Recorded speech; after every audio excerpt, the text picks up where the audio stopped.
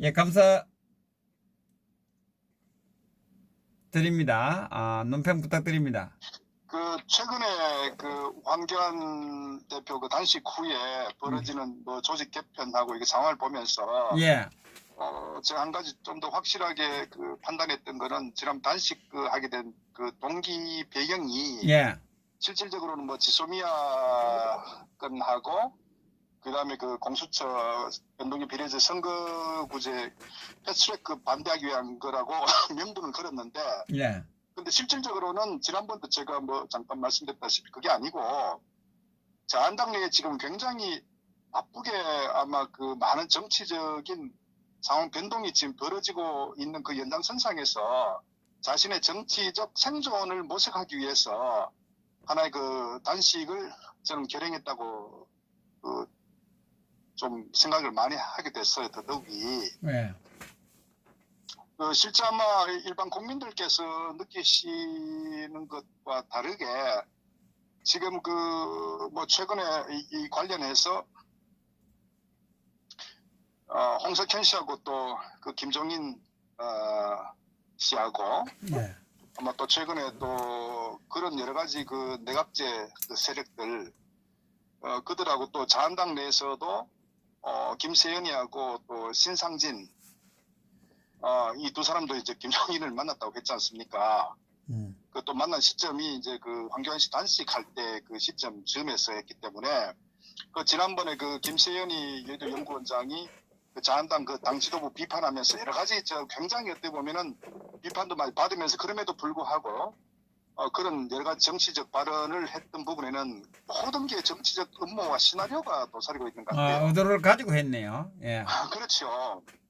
그러니까 우리 일반 국민들은 모르는 저들 내에서도 굉장히 내년 4.15 총선을 앞두고 여러 가지 굉장히 이제 분주하게 움직이는데 뭐 그런 여러 가지 의도는 있는 것 같아요. 어차피 황교안 대표가 정치 치르려면은 어차피 물갈이는 불가피한 거 아니겠습니까? 예, 근데 물갈이 하는데 수위를 어떻게 할 거냐 하는 부분에 기본적으로 뭐 컷오프 30% 하고 기타 등에서 한 50% 정도는 그냥 물갈이 한다는 메시지를 던졌기 때문에 결국은 그게 친박이든 비박이든 탄핵 찬성이든 반대든 떠나가지고 사건 자체가 개개인에게 전부 해당되지 않겠어요. 예, 예.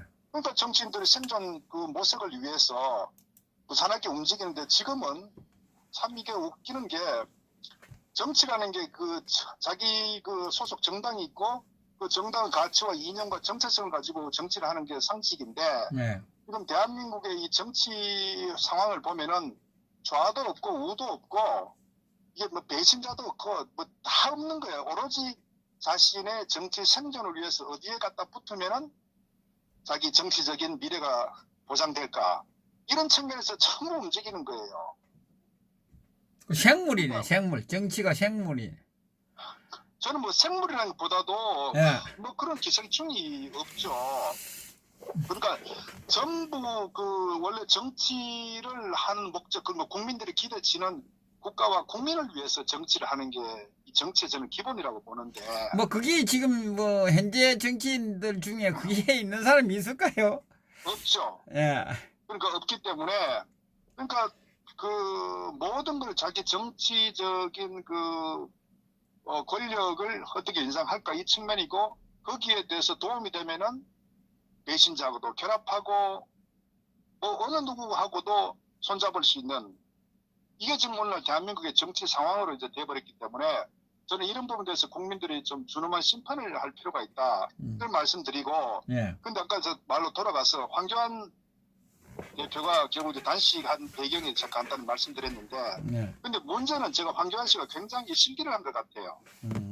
왜냐하면 말씀드렸다 자기가 이제 어차피 정치적 생명이 지금 당내에서 벌어지고 있는 여러 가지 역학관계에 대해서 결국 황교안 씨가 지지율이 하락하면서 정치적인 어떤 생존 자체가 보장이 안 된다고 판단했기 때문에 결국은 자기 어떤 나름대로 승부수를 던지기 위해서 이제 단식을 결행했는데 그럼에도 불구하고 문제는 황교안이 가장 큰 잘못이 뭐냐면요. 어차피 당내에서는 정치 세력들이 제갈 길 찾아간단 말이에요. 정치 총선을 앞두고 해체 모여도 하고 그런데 자신이 살기 위해서는 이 사람이 굉장히 정치 아마추어고 제가 문제가 있다고 보는 게 뭐냐면은 싫든 좋든 간에 황교안 씨는 자유한국당이고 그 박근혜 정부 내에서 2인자였단 말이에요. 예.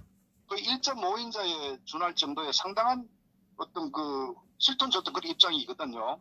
특히 좌파가 보더라도 황교안이는 항상 그 탄핵의 어떤 그 소위 세력의 연장선상으로 지금 그 치부하게 된단 말이에요. 예. 더더구나 또 이 당내에서도 경우 황교안의 어떤 지지율이 만약에 뭐 한 30%, 40%가 된다면은 황교안이 줄을 서겠죠. 그런데 황 대표 어떤 그 평가는 정치적 평가는 이미 끝이 났다고 보는 거예요. 국민들도 그렇고 그것이 지지율로 반영되지 않습니까? 예. 그러니까 이들이 이제 딴 생각을 하고 또 이 개별 정치 세력들은 자기들 생존 모색을 위해서 결국은 이 홍석현과 김종인이 쳐놓은 어떤 더 정치적 어떤 그런 변화에 거기 올려 타려고. 그러니까 신상진이와 김세현이가 거기 만나고 하는 이유도 거기 있지 않겠습니까? 그러니까 어떻게 보면 자유한국당은 오합지졸당이 됐기 때문에 저 당의 간판을 가지고 총선을 치를 수도 없고 또 총선 공천을 받는다는 그런 뭐 보장도 없고 이러다 보니까 지금 일종의 자유한국당은 거의 막 개판 5분 전이다 이렇게 저는 생각이 되는 거예요. 그러니까 결국은 어떻게 보면 황교안 씨한테 좋은 기회가 있었어요. 어차피 정치에 입문했을 때 이 사람이 제가 말씀드렸다시피 싫든 좋든 간에 박근혜 정부의 절대적인 2인자였기 때문에 자기가 부인해도 어쩔 수가 없는 거야. 자신이 탄핵에 찬성했다고 하더라도 어쨌거나 본인은 행정부의 고위 관료로서 부정할 수가 없는 거예요. 그것이 황교안의 어떤 그 한계란 말이에요. 그렇다면은 자기가 정말 정치하려고 했었으면은 설사 처음에는 김무성의 어떤 힘을 얻고 정치를 했다고 하지만 정말 자기가 정치 지도자 되려면은 자기 자신의 한계 또 자기 자신의 또 외부를 바라보는 그런 눈높이에 맞춰가지고 자신이 정말 그때 그 탄핵 때 그 경선 전당대회 경선 때 탄핵에 대해서 강력하게 어떤 박 대통령 정부와 함께 한다는 이런 메시지 갔으면 최소한도 아마 그 장외 투쟁 세력들 우리 공화당뿐만 아니라 많은 그 애국 국민들로부터 저는 뭐 여러와 같은 저는 지지를 받았을 것이다.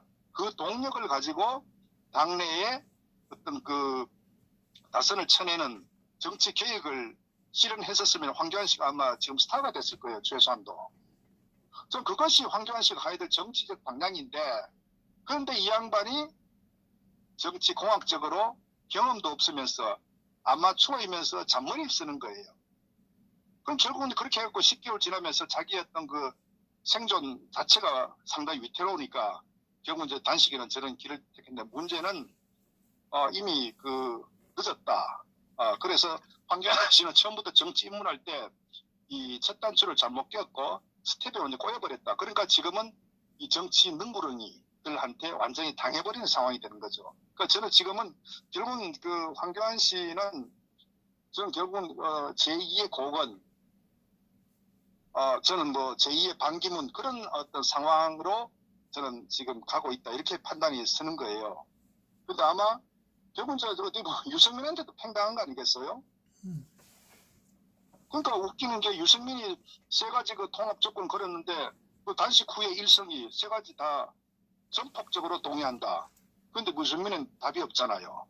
유승민은 뭐냐면은 어차피 장외에서 더 큰 판을 가지고 김종인이나 홍석현은 그쪽에 올라타려고 지금 정치적인 여러 가지 시나리오의 어떤 한 축을 갖고 있기 때문에 저는 그런 측면에서 황교안 씨를 제가 볼 때는 참 이 사람은 자기한테 굴러 들어온 정말 어떤 복을 차버린 것 같아요. 그러니까 정치를 잔머리로 하면 안 되는 것. 특히 지도자는 옳고 그름의 판단과 역사의 어떤 연장선상에서 정치를 하는 게 저는 정치 지도자의 굉장히 중요한 덕목이라고 봅니다. 그런데 황교안 씨는 여느 어떤 정치꾼들처럼 역시 초선처럼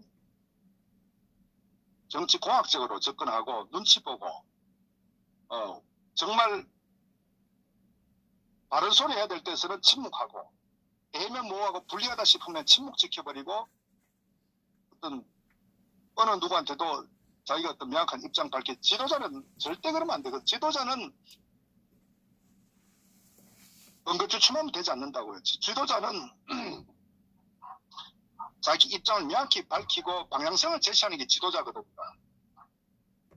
그런데 황교안 씨의 어떤 행태를 봤을 때 지도자로서의 어떤 그런 그 품격이나 소위 품격보다는 어떤 그 리더십이나 어떤 비전 같은 게 전혀 보이지 않기 때문에 저는 뭐 애시당 초부터 황교안 씨를 뭐 지도자라고 저는 보지 않지만은 역시나 시간이 지나면서 그 사람의 한계를 여실히 저는 그 우리가 경험하고 있다. 그 결과가 바로 황교안의 성적표 소위 지지율이 10%대 이하 떨어지는 저는 그것이 황교안의 한계라고 보는 거예요. 결국은 뭐 저는 이래 우리 박사님 말씀에 한마디를 하면 한교안 그 대표는 양심불량을 하고 있다. 그래서 탄핵의 발목이 잡혀서 아무것도 할 수 없다는 것을 국무총리 정도 하면 모를까요? 결국 이제 총리란 것은 우리가 뭐 그 법무장관도 마찬가지고 본인의 어떤 그 변호사인 시절에 어떤 발탁을 해서 법무장관 시켰고 결국 어떤 그 대통령이 그거를 지명해서 시킨 거 아닙니까? 자기가 어떤 투쟁해서 또 어떤 지난 오랜 정치 투쟁이나 정치 경력을 통해서 그 자기가 오른 게 아니잖아요. 예, 예. 그러니까 소위 말해서 어떤 그 능력 검증 이런 부분이 전혀 없었다. 그리고 단순하게 법무장관과 총리했다는 그런 하나의 그 타이틀 때문에 국민들이 어떤 그 환영을 저는 봤다 이렇게 보고요. 스펙 때문에. 예. 실체가 이제 드러났다는 거죠. 그 정치권에서도 이미 황교안에 대한 어떤 그 능력 검증 끝났기 때문에 바로 김세연이 같은 그 인물이 정말 어떻게 보면은 그 황교안에 대해서 입에 담을 수 없을 정도의 그 비판을 쏟아낸 것도 사실은 황교안의 어떤 그 카리스마의 리더십이 있었다면요 감히 그렇게 하지 못해요. 제가 그렇다고 뭐 황교안을 지지하는 것도 아니고 김세연이 잘했다는 것도 아니고 어쨌거나 그 세력들이 지금 스스로 자충우돌의 어떤 그 늪에 빠져 있다. 저는 그렇게 봅니다. 그래서 아마 어떤 원심력에 의해서 그러니까 정치 자체가 이 자한당 내 어떤 그 정치 상황 변화에 따라서 이게 어떤 그 와야 되는 것이 아니라 지금은 제가 봤을 때 이 김종인 홍석현의 어떤 중도 표방하는 정당 이 원심력에 의해서 자한당이 저는 뭐 분당이 되든 어떤 뭐 해체가 되든 그런 상황으로 지금 전개되고 있다. 저는 그렇게 지금 판단을 하고 있습니다. 결국은 아마 그 지금 현재 그 정치 세력들의 어떤 그 능력이 아마 그 바깥에 있는 세력들 그러니까 이 김종인과 이 홍석현의 이 정치 세력들의 어떤 그 환경이 훨씬 더 유리하게 지금 흘러가고 있다. 저는 그렇게 지금 보고 있습니다. 그리고 지금 그 나경원하고는 지금 그 부분에 대해서도 좀 말씀을 좀 해주세요. 요번에 그 조직 개편의 가장 핵심적인 뭐 읍참마속이라는 얘기도 나왔는데 네. 결국 이제 어떻게 보면 이제 황교안 대표가 단식하기도 배경도 어쨌거나 본인의 어떤 그 명분은 이 공수처와 연동형 비례제를 막기 위한 어떤 그 목숨으로 단식이라고 시작됐지 않습니까? 그런데 네. 말씀드렸다시피 이 나경원 전 원내대표가 어쨌거나 출발점은 작년 12월 15일 날 6개항에 대해서 이 좌파 정당과 합의한 그것이 출발이었거든요. 네, 예.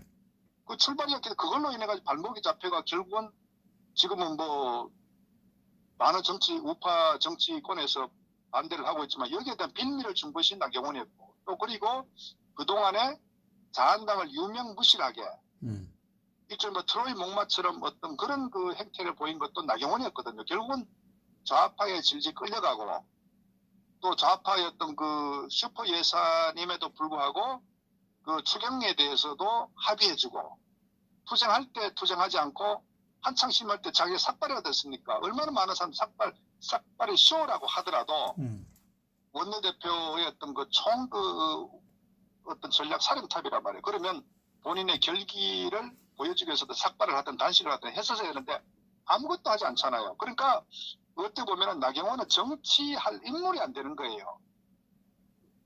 어떻게 보면 이 이현주하고도 비교해야 되지만 이현주 비판을 매우 받아 마땅하지만 그러나 어떤 결리나 강단 같은 거 보면은 나경원이는 게임이 안 되는 거예요.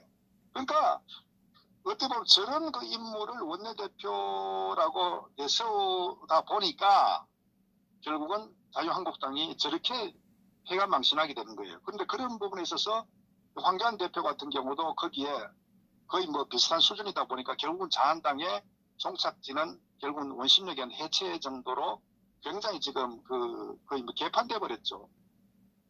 결국은 이 나경원 어떤 그 원내대표 연장권에 대해서 어제 황 대표하고 아마 최고위에서 더 이상 연임 안 되는 거로 이제 결론 내려버렸는데 그 부분에 대해서 사실 이제 일부 김태웅도 비판하고 또 정진석이도 비판하지 않습니까? 예. 근데 결국은 뭐냐면은 황교안 씨의 어떤 그 리더십의 한계가 바로 저는 극명하게 지금 보여주고 있다. 좀 그래 보는 거예요. 그리고 또 한편으로는 그 연장에서 왜 그러면 김태웅이하고 이 정진석이는 나경원의 어떤 그 원내대표 연임에 대해 반대를 할까 하는 부분에 대해서 저는 지금 이 향후 정계 개편과 관련해서 이 홍석현, 김종인하고의 어떤 연계성에 대해서 저는 매우 어떤 좀 의도성을 갖고 있다 이래 보는 거예요. 그러니까 나경원이가 정말 어떤 나경원이 보면은 그 정상적인 어떤 다선 국회의원들 봤을 때는 거의 아마추어단 말이에요. 나경원이가 갖고 놀기는 아주 좋아요. 그러니까 앞으로 정계 개편에 있어서 나경원의 원내대표로서 여러 가지 영향력을 행사하는데 저는 그런 뭐 배경도 있지 않나 해서 그 나경원을 이제 어쨌거나 유임시키지 않은 부분에 대해서 비판하는 것도 뭐 그런 정치적 의도 그리고 황교안의 어떤 그 리더십의 부재 뭐 저는 이런 측면에서 지금 당내에서도 많은 욕을 얻어먹는 거 아니냐. 그러니까 어떻게 보면은 저 정도의 어떤 황교안 리더십 갖고는 총선 치를 수도 없고 앞으로 우파의 어떤 그 지도자가 될 수도 없고 저는 근본적으로 탄핵 부분에 대해서 아까 말씀하실 때 황교안 씨가 양심이 있고 도덕이 있다면은 최소한도 어떤 한 인간으로서 어떤 도리가 있다면은 박 대통령의 어떤 그 탄핵부터 이후부터 지금까지의 부분에 대해서 그렇게 방치하면 안 되거든요. 그래서 황교안이는 정치적으로도 저는 실패할 것이 자명하고 인간적으로도 아마 씻을 수 없는 저는 뭐 역사적으로 큰 죄를 지을 수밖에 없다. 저는 그렇게 아마 후대에서 평가할 거라고 봅니다. 아니, 털고 가야 되잖아요. 정치인이면 탄핵에서부터 털고 가야만 앞으로 나갈 수 있는데 참 답답해요. 그죠? 그러니까 그것이 바로 황교안 씨의 정치적 한계라고 제가 지적하지 않습니까? 아니, 사람은 누구나 잘못할 수 있는 거 아닙니까? 그죠? 옳고 그런 것을 분명히 선을 그어줘야 앞으로 나갈 수 있는데 참. 그러니까 정치 지도자가 없어요. 이게 뭐 제가 강조드리지만 정치 지도자 선이 굵어야 되고 카리스마가 있고 비전을 제시해야 되고 그다음에 잘잘못에 대해서는 어떠한 그 탄압이 오더라도 어떤 칼이 들어오더라도 자기 바른 소리 하는 게 정치 지도자거든요. 근데 정치꾼이나 일개 그 국회의원은 혀를 의식해서 자기 어떤 그 다음 배치 달기 위해서는 뭐 그런 거 할 수 있죠. 그러나 지도자는 완전히 저가 다르다고요. 그런데 황교안 씨의 행태 보이는 건 뭐 도무지 납득할 수도 없고 절대 지도자가 되어서도 안 되고 뭐 그런 감도 되지도 않고 저는 그래서 지난 시간 한 1년간의 어떤 그런 그 정치 인물 후에 어떤 보인 역량을 보아도 저는 하루라도 빨리 황교안 씨가 있을 자리는 정치권이 아니고 저는 빨리 교회에 가서 회개하고 그것은 박 대통령의 탄핵 시점부터 본인이 스스로 돌이켜보면서 씻을 수 없는 죄를 지은 거기에 대해서 저는 회개하고 참여하는 것이 그 황교안 씨가 해야 될 저는 최소한 인간으로서의 어떤 도리라고 저는 봅니다. 그런데 지금 이 두 사람을 보면 저는 이 부분에서 의심을 하거든요. 색깔 부분에서 의심스러워요. 솔직하게. 둘이 다. 예? 둘이란 누굴 말씀하시는 아니, 두 사람, 한교안 씨하고 나경원 다 두 사람이 색깔적인 측면에서 바라볼 때, 참, 의심이 가요. 두 사람 다요. 그 예. 정치 어떤 리더십을 발휘할 제목이 아니죠. 그러니까 리더십은 그런데 어. 그 부분에서 그 색깔 부분이 있지 않습니까? 이 부분에서 저는 이 우파인가 보수 우파인가 의심을 하거든요. 우리 박사님 어떻게 생각하세요? 제가 아까 말씀드렸다시피 현 정치권에서는 예. 원래 정당의 존재에 정당은 이념과 가치와 정체성을 함께하는 집단들의 모임이 정당이라고 말씀드렸잖아요. 예, 예, 예.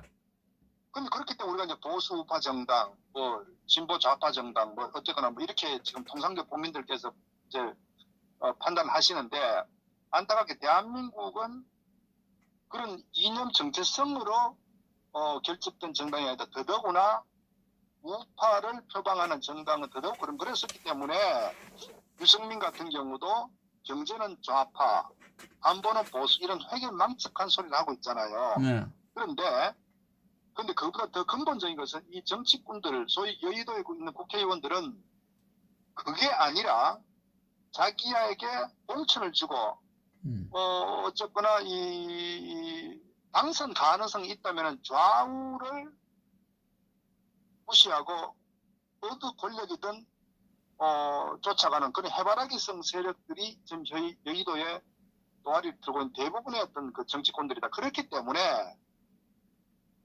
길이 아닌 걸 알면서도 바른 소리를 하지 않는 게 자기한테 정치적으로 불리할 것이기 때문에 그것이 소위 친박들의 행태 아닙니까?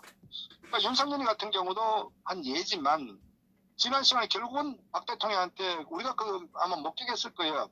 박 대통령 국회 연설하고 국회 이제 의사당 앞으로 나갈 때 그 정진석하고 옆에 윤석열이하고 옆에서 막 서로 옆에 잘 보이려고 하면 그 장면이 아마 연상이 될 거예요. 예, 예.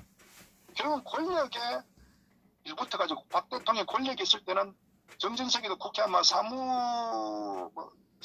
총장인가 사무처장인가 모르겠는데 할 때도 서로 윤석열이하고 자리 싸움 하듯이 아주 그 비굴한 모습 보이는데 근데 그 중에 한 명이 정진석 같은 경우에 박 대통령의 칼을 꽂은 가장 저는 오적 중에 한 명이 정진석이라고 저는 보이는 거예요. 이 국민들이 알아야 되는 게 우리 우파 국민들이 정진석 하니까 우리가 인식을 하는데 정진석이 원내대표였었고 결국은 그 당시에 특검을 특검했던 누구죠? 윤석열이 같이 했던 이명수 아니죠? 박영수.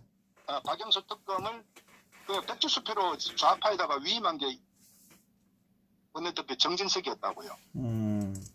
그거는 우리가 잊지 말아야 된다고요. 그리고 또 탄핵 의결할 때에 결국은 거기에 대해서 무기명으로 투표하도록 한 것도 원내대표의 정진석의 결정사항이었다고요. 그렇기 때문에 결국은 정진석은 탄핵을 유도한 보이지 않는 가장 그 당시에 어떻게 보면 이정현은 정말 허수아비 당대표였지만 이 정진석은 원내대표로서의 막중한 책임이 있음에도 불구하고 오히려 뒤에서 막후에서 탄핵을 유도시킨 굉장히 아주 사악한 인간이라고요. 그 인간을 우리가 탄핵 오제에서 빼면 안 돼요. 그 인물이 정진석이라고요. 그러니까 저놈은 충청권에서 자기가 반기문을 앞에 세워가지고 다시 정치 권력을 누리려고 미국 가서 반기문 만나가지고 이원집정은 내각제에 동의하라는 식으로 같이 그렇게 끌고 가고 반기문 앞에 내세워놓고 1월 달에 갔죠. 탄핵이 3월 10일 날이었으니까 1월 달에 간 거. 1월 달입니까? 그 전인지 제가 시점 전이죠. 이제 탄핵되기 전이죠. 탄핵도 안 됐는데. 그러니까 그거는 탄핵 아마 2016년 11월이 아닌가 저는 그렇게도 아마 그래요? 것 같은데 예. 오늘 조 대표님 이야기 하는데 1월 달 그런 것 같은데. 이거니까 제가 시점을 예. 뭐 하여튼 11월 알면 12월이겠지. 예. 예, 탄핵에 결정적으로 물꼬를 방향성을 튼 인물이 정진석이라고요.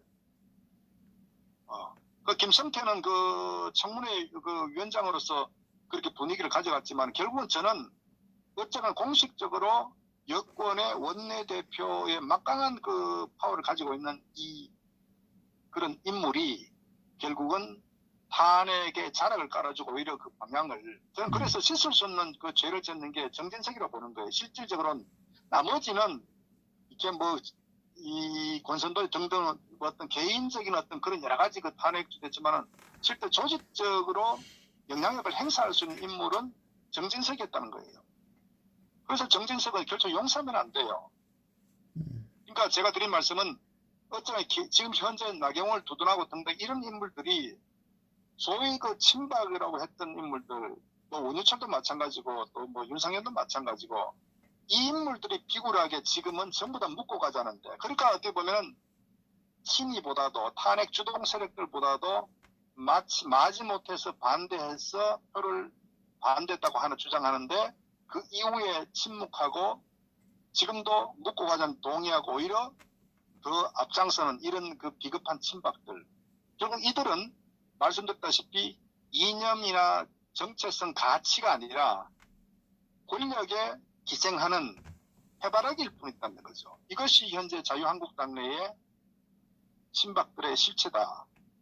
저는 그래서 이런 부분을 좀 우리가 명확하게 인식하고 저는 뭐 이 세력들이 결국은 아마 황교안도 그들에 의해서 뒤통수 맞고 지금 집에 가는 거예요. 또.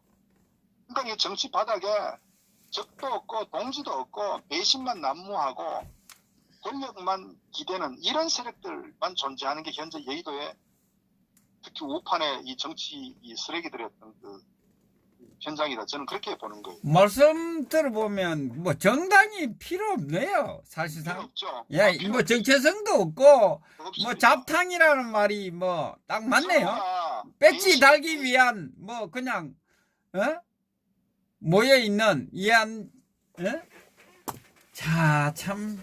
그러니까 배신에 배신을 때리고 예. 또 자기 이익 때문에 또 배신하고 지금 그렇게 되어 있다니까요. 한번 보십시오. 그러니까 그렇기 때문에 소위 말해 자연당을 해체시켜야 되고, 참 제가 볼 때는 그러니까 어떻게 보면 탄핵이란 것도 결국은 어쨌거나 뭐 전적으로 이 소위 그 보수 정당 내에서 이루어진 어떤 행태였기 때문에 이런 이 정치권을 정화시키지 않고 어떻게 대한민국이 한 발짝 앞으로 나가겠습니까? 그러니까 당이 해체되는 게 맞네. 왜냐면 지금 나경원도 사실상 이 패스트트랙을 18년 12월 15일 날 올리면서 논의를 하게 되므로 해가지고 사실상 선진화법에 걸려가지고 60몇 명이 아무것도 못하도록 만들어 놨지 않습니까? 당에 이 지금 누를 끼친 이 책임을, 그러면 그 국회의원 101명이 되는데 한 명 한 명씩 당에 누를 끼치면 그 당이 존재할 수 있겠습니까? 이 책임을 물어야 되잖아요. 빨리 내보내야 되는 거 아닙니까? 진작부터 내보내야 되잖아요. 황교안 대표가 진작 내보내야 되는 거 아닙니까? 그러니까 여의도에 있는 정치 세력들이 누가 누구를 비판하고 할 수준도 안 되는 거. 왜? 전부 비슷한 부류이기 때문에. 그러니까 도중에 찜이네. 나경원이도 무능하고 전략도 없고 투쟁력도 없는 걸 익히 알고 있음에도 불구하고 어쨌거나 그 나경원을 얼굴마다 한번 내세워가지고 그런 비겁한 인간들이죠. 쉽게 얘기하면은. 네. 그리고 거기에 잘못된 것에 대해서 다른 소리 하는 사람은 없잖아요. 그러니까 저는 뭐 어느 누구라고 할 것 없고 정말 삭슬이 정리를 하지 않으면은 인물이 보이지 않잖아요. 없죠. 뭐 인물 없죠. 해체가 답이에요. 그 정체성도 없고. 자한당의 운명은 벌써 다 끝났다. 벌써 다 했고 저게 사실은 저 친박들 소위 탄핵을 반대했던 친박들에게 정치적 명분이 있거든요. 왜? 진실과 위배되는 어떤 그 탄핵에 찬성한 세력들을 정리할 명분은 충분히 있는데 네. 그게 침묵을 지켰기 때문에 저도 정치적 기회를 상실한 거예요. 가들이 문제예요. 탄핵을 반대했던 가들이 문제라니까. 그거 왜 있느냐고. 그러니까 당을 만들든지 뭐 해야 되는데 그게. 그러니까 이제 어리석게도 그 총선을 위해서 뭐 함께 뭉치자 이런 아주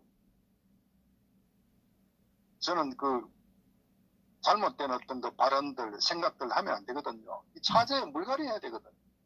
저는 지금은 당근보다는 채찍을 들어가지고 전체 저는 일대 어떤 그 정치적 혁신과 변화와 물갈이가 있을 때 그나마 희망의 어떤 싹이 터지는 거지. 지금 봤을 때는 지금 어쩌면 아마 저들끼리 서로 아마 믿지도 않고 서로 이렇게 어떤 그 정치 꼼수 쓰고 배신하고 막 그럴 거예요.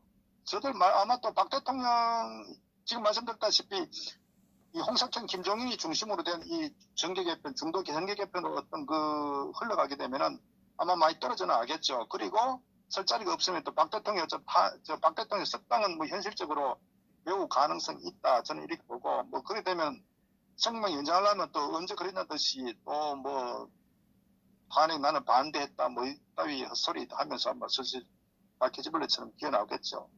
그러니까 저런 세력들은 전부 정리시켜야 됩니다. 예. 그 정도랄까요? 예. 예. 그 정도 하고. 자, 이게, 이제, 저한당의 정치인들은 뭐, 그렇다 치고, 그죠? 그런데, 이 보수파 국민들이 문제란 말이에요. 예? 저런 당인데, 저기를 지지하는, 아무 생각 없는 보수파들은 어찌하면 좋겠어요? 저는 뭐 보수 우파 국민뿐만 아니라 촛불을 들은 어떤 그 좀비들 한번 보자고요. 예. 그러니까 그게 수준인 거예요. 대한민국의 예. 소위 그 수준이 그 정도라고요. 제가 대단히 죄송스럽지만은 어떤 현실이거든요. 그러니까 이게 상식적으로 어떤 법치적 측면이든 어떤 이게 어떤 그 뭐 정의나 우리가 뭐 도덕적 측면이든 간에 사실은 그 광화문에 촛불을 들었던 소위 자신들은 뭐 국가를 위해서 또 뭐 국민을 위해서 촛불 들어 나왔다 하지만 당시에 거기에 봤을 때 이 잘못되는 보도들도 있었고 또 거기에 뭐 민주노총부터 해서 어떤 그 민중당이든 그 보셨잖아요. 횃불 들고 막 그 와중에 얼마나 그 사실은 그 뭐 정말 애들아 보기 어려울 정도로 막 그 흉상들 만들어 가지고 막 온갖 그런 아주 해괴망측한 또 아마 그 전라도 그 당시에 아마 여기 여수에 보니까 그 상례를 메고 막 그 지방에서도 그렇게 메고 하는 그런 사실은 이 정상적인 그 인격을 가진 국민들 상식 있는 국민들이라면 도저히 그 정말 행할 수 없는 그런 짓들을 저질렀다. 그것들이 촛불을 들었단 말이에요. 그러니까 그게 국민들의 수준이었다고. 그러니까 저는 그런 부분들이고 이제 보수라고 표방하지만 결국은 보수 정치꾼들에게 완전히 그 낚여가지고 저는 상황 판단도 정말 제대로 하지 않는 못하는지 안 하는지 모르겠지만은 지금도 뭐 환경을 비판하면 그것도 비판하고 보수 들어가지고 뭐 댓글 달고 앉아있잖아요. 또 뭐 탄핵에 대해서 또 뭐 비판 잘못됐다고 하면은 지금은 그게 문제가 아니고 총선이 이긴다. 이런 저는 정신 나간 그 사람들 보면서 과연 대한민국 희망이 있을까? 좀 그러나 그럼에도 불구하고요. 어쨌거나 뭐 우리 공화당의 창당은 어쨌거나 탄핵의 부당성과 진실 법치 이런 거 추구하는 어떤 정당 국민들이 만든 정당 아닙니까? 그나마 저는 이런 그 정당이 있었기에 존재했기에 정광 목사 같은 그 태극기 든 세력도 나오고 그러니까 자리를 공간을 만들어줬단 말이에요. 그렇기 때문에 제발 저는 그 공화당은 정치 공학적으로 접근하지 말았으면 좋겠다. 그러니까 한 길만 계속 가면 돼. 잘못된 길은 절대적으로 타협하지만 그 길로 계속 가다 보면 결국은 나중에는 그게 이제 눈덩이처럼 모여서 거기가 그게 중심 세력이 되는 거예요. 저도 그렇게 생각합니다. 그렇게 갑니다. 절대 정치공학적으로 접근하지 말고 선거 연연하지도 말고 저는 오로지 그 옳은 길 탄핵의 부당성 그것이 저는 박 대통령의 억울함을 풀어주는 거고 대한민국을 살리는 그리고 어리석은 기회주의 정치 세력들을 일소할 수 있는 저는 그게 유일한 길이라고 보는 거예요. 그러니까 큰 길 보고 쭉 갔으면 좋겠어요. 그리고 지금 이 정가운 목사가 하고 있는 정가운 목사 세력들은 뭐 지금 어떻게 갈 것 같습니까? 거기는 원래 이제 지도부는 뭐 탄핵 주동 세력들과 섞여가지고 정치적인 어떤 목적 가지고 또 그 한 연장선상은 자한당의 어떤 정치에 연계돼 있죠. 그리고 거기에 이제 뭐 지지를 보낸 국민들은 어쨌거나 뭐 순수하게 예. 걱정하니까 이제 거기에 지지를 보냈는데 현재 또 이 정광훈 목사 같은 경우도 지금 이 포지션이 굉장히 애매모호해졌잖아요. 왜? 이거를 이제 자기가 이 광화문에 주도 세력을 만들어 가지고 정치 어떤 변혁에 상당히 역할을 하려고 했는데 홍석현하고 김종인이가 이 외연 확장 중도 세력을 이제 포용하듯이 판을 크게 지금 만들어 나가니까 예. 지금 자기 쓸 자리가 없어지니까 애매모호해지니까 최근에 뭐 그런 얘기 하대요. 저는 못 들었지만 탄핵 무효를 외치고 그거는 뭐 속 마음에서 그러니까 하는 게 아니고 그냥 뭐 밖에서 하도 저항이 많으니까 그냥 하는 거다. 본심에서 하는 거 아니다. 저는 봅니다. 예. 그것도 있겠지만은 그러니까 자기 쓸 자리가 애매모호해지니까 예. 쓸 자리 애매모호해지니까 그쪽은 이미 저쪽은 탄핵 찬성 세력과 주도 세력으로 이렇게 당을 만들고 세력을 이제 몸집 키워 나가니까 예. 자기 쓸 자리가 없으니까 이제 결국은 또 탄핵 반대나 이쪽에 발을 걸쳐가지고 뭐 그러니까 뭐 어쨌거나 우리가 그런 세력들은 전부 다 정리를 해야 되는 거예요. 우왕좌왕 갈짓자 행보 보이고 권력이 있을 때는 그쪽을 쫓아 유튜버들도 아마 그렇고 일부 아마 큰 메이저 유튜브 같은 경우도 박 대통령을 이용해가지고 막 유튜브 성장했다가 홍준표니까 또 홍준표 또 찬양하다가 김병준은 또 찬양하다가 홍경은 찬양하다가 계속적으로 자기 정치적 노선이나 어떤 그 언론관으로서 접근하는 게 아니라 정말 어떤 그 권력에 기생하는 그런 그 아주 기회주의적 행태를 보이는 것 또한 유튜브에 상당히 또 어떤 그런 모습이니까 저는 차제에 예. 이런 부분을 우리가 항상 좀 일관되게 초지일관 저는 좀 비판하고 그 정상적인 국민들이라면 탄핵의 부당성, 이 정치 권력 같은 정치 세력들을 일수하는 쪽에 저는 항상 좀 정신 바짝 차렸으면 좋겠어요. 예. 네네. 알겠습니다. 자,